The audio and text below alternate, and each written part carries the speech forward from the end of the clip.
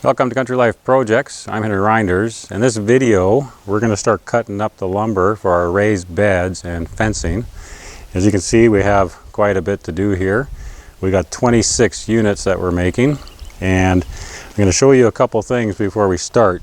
And that is over here. Okay, we've got our miter saw table set up with a long section over here, short section over here. You want it very solid. You're going to be putting a lot of lumber on here, heavy lumber, and you want to make sure that these two sections here are level with your miter saw table here, and you want your fences in line, nice and straight with the fence of your miter saw. The reason for that is all your raised beds have to be nice and square. So that means all your end cuts have to be square, so that when you put your raised beds together, and then we attach the fence post that's going to go on the back of the raised beds. If your beds aren't square, that's not going to line up properly. So we want to make sure that all the cuts are square. Now we're going to go ahead and we're going to get all the pieces cut. Once we have them cut, then we'll come back and I'll show you a few things that you might want to do before you start assembling your raised beds. One more thing I'd like to mention before we start cutting our lumber. We have our fence here for the miter saw table, and we have our stop block. Now, quite often when you're cutting a lot of lumber, if this block was tight to the fence here, kind of like this here, if you can imagine that being solid, sawdust can build up in here. So when that happens, it can change your dimension of your lumber, because you may get a space. Let's say that this is tight here. This is tight, but with sawdust building up, if this was tight to the fence, if sawdust was building up, it could push it out by 1/8 of an inch. By keeping the stop block away from the fence, you won't have that problem, because the sawdust will channel through this section here and won't build up. So it'll always be tight. That said, you may have to check occasionally to make sure there's no sawdust here, but it'll be a lot less than if the block was tight to the fence, and it'll give you much more accurate results. Okay, we just finished cutting all the parts for the raised beds, and I wanted to go over a couple things before we start showing you how to put them together. All the wood we have here is what they call SPF, which is spruce pine fir, and not typically Douglas fir, but balsam fir. It's a little different than Douglas fir, and it is not the best wood to resist rot. It's not bad, so what we're going to do is we're going to stain all the parts that are going to fit together that you won't be able to stain after the raised beds are put together. So that's all the ends of the end pieces here. We have our blocking, so we're going to stain the blocking as well. The long boards here are the fronts and backs of our raised beds. Those we can do after we put them together. And we also have 2x10, which go in the center of the raised beds. We're going to be doing the ends of those. And with the sizing on these, we've made all our ends here 31.5 inches. And the reason for that is that you can get 3 pieces out of an 8-foot 2x8 or 2x10, depending on what you're using. But for us, we're using 2x8. And for the 2x8s over here, for our long boards, for the fronts and the backs, we made those 93.5. And if you look at, if you watch our intro video, you'll see why we did that. I explained why we made them a little bit shorter than 8 feet. So we're going to do the assembly next, and I'll show you what you need to know there. One more thing before we start assembling. We have stacked all our lumber, the parts that we're going to be painting the ends on, nice and even here, so that we can paint the whole works in one shot here. And we've done our blocking over here. We also have our middle supports down there, and it makes it really easy because you can stain the whole works really quickly. And once this is done, then we can put them together, and we know the ends here are protected. But this part here just makes it go really fast. We're getting ready here to start putting together the raised beds. We have 2 sections. We have a bottom and we have a top, and we're going to start with the bottom sections. Now, if you've been watching the videos, you'll notice that this lumber looks very heavy. a lot heavier than what you're likely to find at Home Depot or your local lumber yard. And it's actually a full 2 inches by a full 8 inches for the beds. And with normal lumber, which is 1.5 inches by 7.5 for a 2x8, you're going to be wanting to use galvanized nails. These are going to be going in our air nailer, which we have right here. And these are 3 1/4. That's ideal for standard lumber, which is 1.5 inches thick. For these, it's not quite heavy enough, but we're going to manually nail in longer nails after. So we're just going to be using these to hold it together in the interim. But for most of you out there, 3 1/4 galvanized spirals will be the best. And if you were using an air nailer for this project, if you don't have an air nailer, then you can still get the galvanized spirals, and I highly recommend it if you're going to nail it by hand. If you're going to screw these together, make sure you go with a longer screw, 3.5 to 4 inch screw. Make sure they're coated so that they resist all the moisture that you're going to have in a garden bed. And so that said, that's our equipment and our nails out of the way. I'm just going to move this. Now we're working on a flat table here, and we're actually assembling these upside down so that the upper bed is actually going to be sitting on top of this part of this bed here. So any differences in the lumber width, which you occasionally will get, and you can see it here on the corner, this piece is a little higher than this piece here, but at the bottom where it's sitting on the table, it's flush. So when we turn this over and we put the top part of the garden bed on top of this, that they're going to be sitting nice and tight, so this joint in here won't have any spaces. And we're also going to be, because we're building these upside down, and if you watch the intro video, I will have explained what these are for. We have these pieces here that'll be going on the bottoms. And these, once this is done, this is what's going to carry some of the weight of the soil and hold the beds down, which will give you some strength. And the other thing about this being on both ends of the garden bed is that these are square. So when you put these in and they're tight to this piece along here, tight here, it's going to help to hold your garden bed square.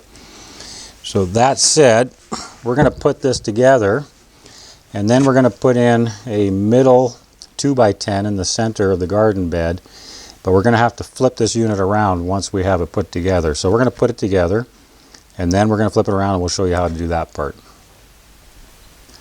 Okay, one more thing.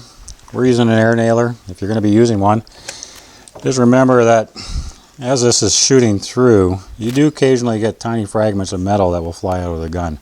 So you definitely want to wear safety glasses when you're using an air nailer.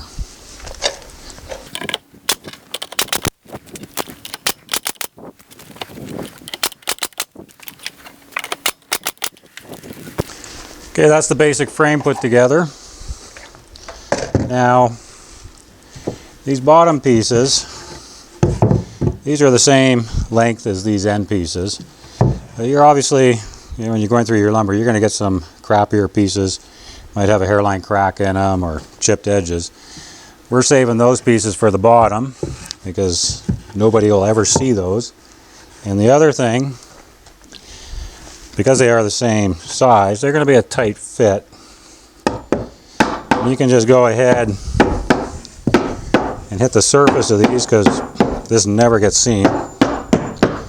You tap them down, and you'll notice underneath we have these blocks here. That just makes it easy so that you don't have to measure how far down you want these to go. And we are keeping them down a little bit because when we put these in the garden, we're going to be leveling them out, and we need a bit of clearance here just in case these have to go down. We don't want to have to dig the ground out where these are.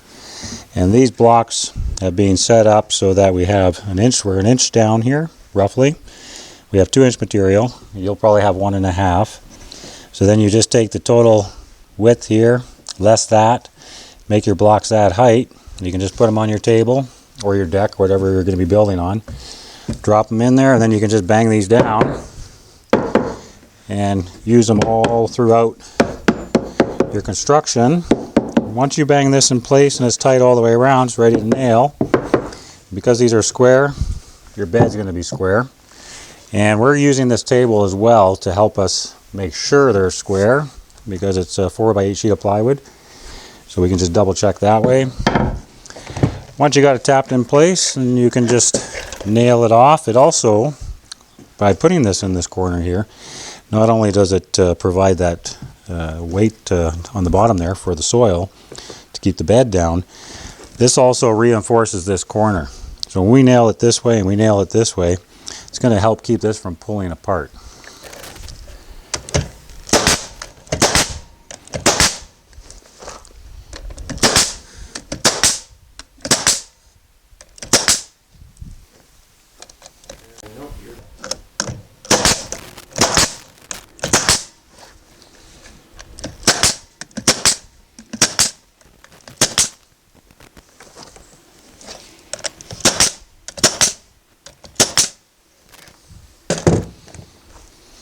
Okay, we're going to be putting the 2x10 center brace into the lower bed now. We've turned it over, so you can maybe see if I move this piece.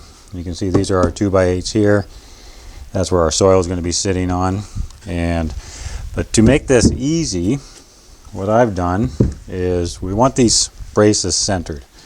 So what I've done is taken the center measurement minus half the thickness of the center brace, which is a 2x10, and then took this distance here off, which is 8 inches, so whatever the dimension of your lumber is on these bottom pieces. And that combined, or that with this taken off, gives us our length here. I'm going to put these in here. These are just spacers. I've made 2, and I've used 2x8 so that when we put the 2x10 in, we can use these to keep them square. These ends were cut square. I'm also going to be putting a spacer on the bottom because we want the 2x10 to come up a little higher. I'll show you why. So now this is sitting up off the ground here, but it's sitting up about 3.5 inches here. And the reason for that is when we put the upper half of this garden bed on here, it's going to attach to here. And we're going to be putting a fairly good sized nail through that when we do that. So for now, we're only going to be putting a few nails in here because this requires a fairly long nail to keep it together. It needs that holding power. But the main thing here is blocks here to bring it up. You can do this with every single bed you build. And these spacers to make it easy for locating the centerpiece and keeping it square. So I'm going to nail that on. And then we're going to put this half of the garden bed to the side. We're going to build the top, and then I'm going to show you how we put the two together. Okay, we've put the upper part of the garden bed onto the lower section here. And you can see by us keeping these pieces flush at these points here that we get a nice tight joint here. That's important. You don't want this leaching soil through here or water. Now that we have these together, over here, where our 2x10 is in the center, this is where we're going to fasten it through here. And we're going to use a fairly long nail there, probably about 4.5 inches, maybe even 5 inches. This is going to keep this from pulling apart. And on the bottom here, you see that we have more down lower here than we do up top. And with soil going in here, a lot of the pressure over time is going to build up near the bottom of the garden bed, not on the top. So that's why we decided to put more down below here. Okay, so in the corners, we're going to be using the 2x2s here. And what they're going to do, and you'll notice too, we've stained them on all the sides that we can't get access to once they're nailed on. Now these are going to go in the corner like this. We're going to nail this way and this way. So in addition to this being nailed together here, this is effectively going to keep your corners from pulling apart over time. Because with the nails going this way, it can't pull that way. And with the nails going that way, it can't pull this way. So it basically locks your corners together. And so all you have to do is put it in tight. Put 2 on each section. for each 2x8.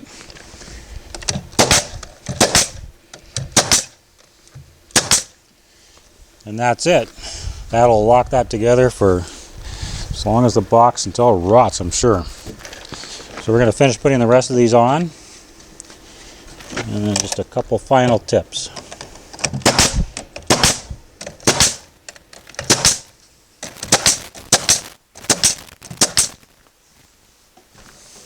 With the corner pieces here, we have fairly thick lumber, so we use 3 1/4 inch nails for both nailing this together here, the 2x8s, and also putting these in place. If you're using regular 1 1/2 inch thick dimensional lumber and a regular 2x2 in the corner here, 3 1/4 is going to be too long. It's going to come out the outside here. So you probably want to use 2 1/4 or 2 1/2 to put these 2x2s in place. Other than that, this unit is done. We're going to finish building the rest of them. Well, we got all our raised beds assembled. As you'll notice here, we have them all upside down right now, and we've stained all the bottoms of them. Not everything else, just what's going to be on the ground, so that we can finish the rest of it after we've installed the boxes. Now, the next thing we're going to be doing here is keeping the, we're going to be putting on this chicken wire, 1-inch chicken wire, because we have a real problem with gophers here. So we want to make sure when these are installed that the gophers can't dig underneath and up into the garden beds. Okay, we're just going to put the chicken wire on here. There's a couple things I want to show you. You want to use a staple like this for the chicken wire. This is a 7/8 inch staple. You know, they're specifically designed for this. And when you're putting your chicken wire on, you see we have on the end here just this last twirled bit. But here is where you want to put the staple, because if you put it here, that could likely pull through, and you only got one strand here. If you put it here, then you're holding it, and you get a much better hold. And you don't want to put the staples too close to the edge. The design of these staples is that they'll veer out a little bit as they go in, which is what gives them their holding power. So about a 1/2 inch, 3/4 of an inch in, and they're a little awkward to use sometimes, but they do hold really well. So don't use your regular staples that you would have with an arrow stapler for tar paper, you know, that kind of thing. Use the proper fencing staples, because the other staples just won't hold over time.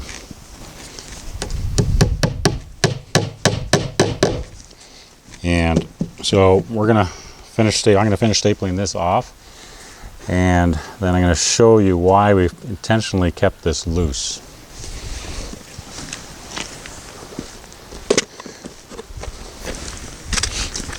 Oh, one other thing. We did one test on a different bed, and we found that about every 8 inches is sufficient for holding the chicken wire on and not leaving any spaces. I'm also pushing the edge of the chicken wire here to the edge of the box, so it's not sticking past, and that way it goes down like that. When we go to put these beds in place and we have to take some of the soil out of the ground where the bottom here is going to be sitting on the ground, then this won't interfere. If this was really tight, it might make it difficult to level off the beds. And you'll see that once we go down to the garden with these boxes and start installing them.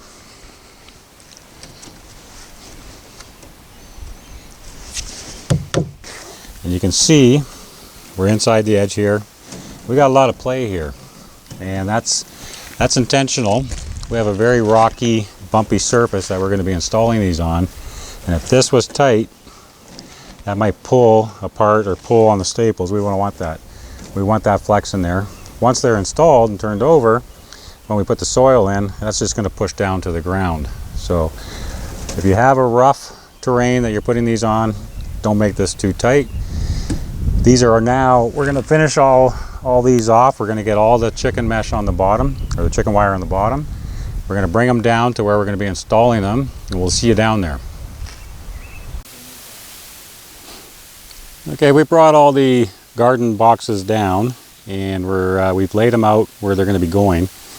And as you can see, we have quite a difference from our low point here to our high point as far as level goes, and we have to take that in consideration. We're going to start fitting them to the ground. We have to take out some of the ground to get them level.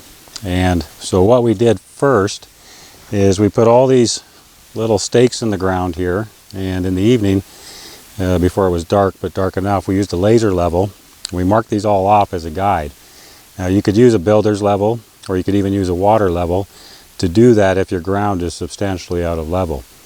If you're lucky and you're dealing with a nice flat piece of ground, you may not have to do much. Then you could just start off by doing one box and working your way around the enclosure that you're building for your garden.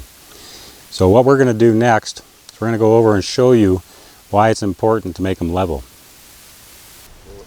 Okay, we did a quick mock-up here to show you how this is going to be assembled. We have our fence post over here. It can be 2x6. We're also going to show you how to do a 4x4 once we get to the actual installation of the fence post. But right now, this is just to show you why it's important that your garden boxes are put in nice and level. The reason being, we're going to assume that this is level. It's not, but we're just going to assume it is. And your fence post to be up like this, it's screwed to the front. And then we have the brace here, which is going to stabilize that. Now, if your garden box was out of level this way, a 1/4 inch over the 36 inches that we have here, your fence post at the top is going to be a 1/2 inch out. Now you can get away with a little bit, 1/4 inch or so. You probably could, because there is some allowance here that when we put the post in, we're going to use the brace after all the boxes are in and all the posts are in. We're going to run a line down. We're going to use the braces to actually push or pull the posts over until they're all in line. So you can be a tiny bit out of level, but ideally, if you can get your boxes level, and your boxes are built square, when you put your fence posts on, your bracing on, it should line up pretty good. So that's why you want to take your time at this stage of this project. Make sure your boxes are level this way and that way. And if you do that, once you get to this part of the job, it's going to be a lot easier. Okay, as you can see, we've put 1-inch chicken wire on the bottom of the boxes here. The reason for that is that we have gophers, lots of them, and we don't want them digging under and digging into the garden beds.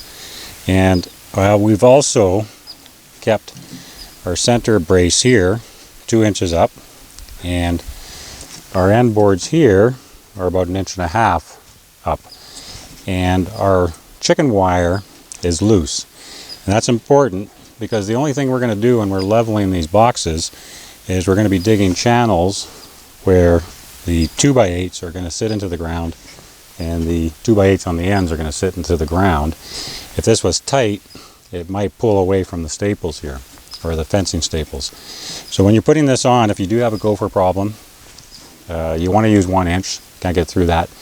And we stapled these about every 8 inches all the way around using proper fencing staples, 7/8. You don't want to go any smaller than that because it's with the pressure of the ground on here after, which we're going to show you shortly, they could pull away. But the way this is set up, it should be fine. And the next thing we're going to do is we're going to show you how the effect of the ground pushing up on the chicken wire. As you can see here, this is a box that we finished installing. And this is where our channels are that we dug out to level the box, and this is the dirt we left. There's a lot of roots in the ground here, and to keep removing everything would be kind of futile and a lot of extra work. But this shows, by leaving the chicken wire loose, that it just stretches up over that, and you can see we have landscape fabric underneath here. It all fits nice and tight. Fabric comes out the sides, and so this way you minimize the amount of work you have when you're leveling your boxes. So next we're going to show you an easy jig for leveling the boxes. When you're leveling out your boxes, one of the things you don't want to do is to be constantly grabbing your boxes, putting them in place, checking them for level, and then moving them away again. They're quite heavy. Now this is just a quick frame we made up out of 2x6s. It's the same outside dimensions as our boxes, but of course it's very light. We can just lift it up and move it around. So what we're doing is we put this in place for each box that we're doing, and then roughly mark off the ground, and then we can dig our channel and level this out here. Once that's leveled, then we know we can just put our box in place and carry on with the next one. Of course, what we're also doing is putting landscape fabric down first, then our box, then the next one. So it's a pretty simple little jig. You may notice too here, this middle bar here is 2 inches up. That's the same as our middle brace on our boxes. And that's just to make sure that our ground level, or we know what we got to remove for dirt in the middle.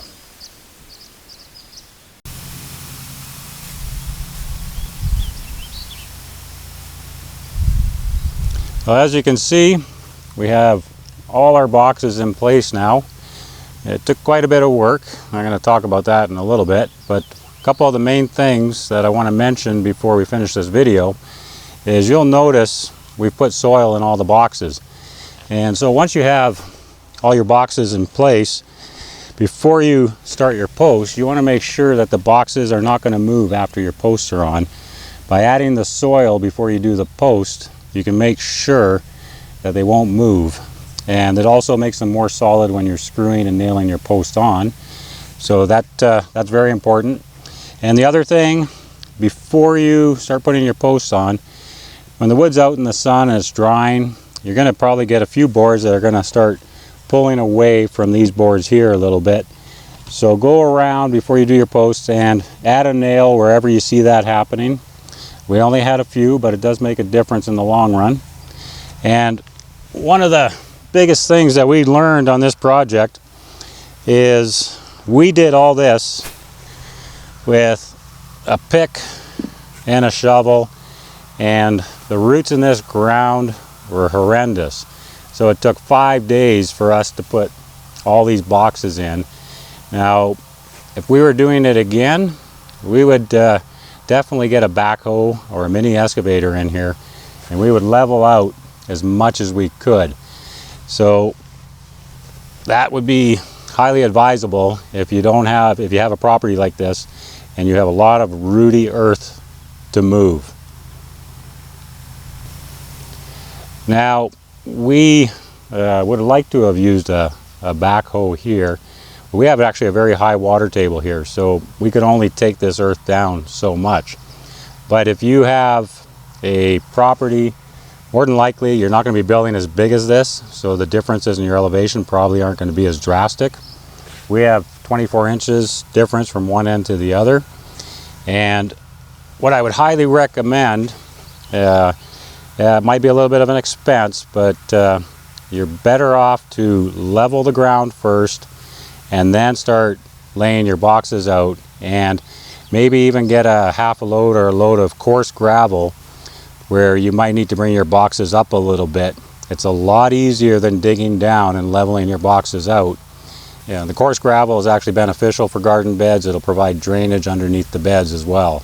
So it's highly advisable to go that route, not to dig down like we have here. The next video, we're going to start the posts, and there's a few different ways you can do that, and we'll show you that in the next video.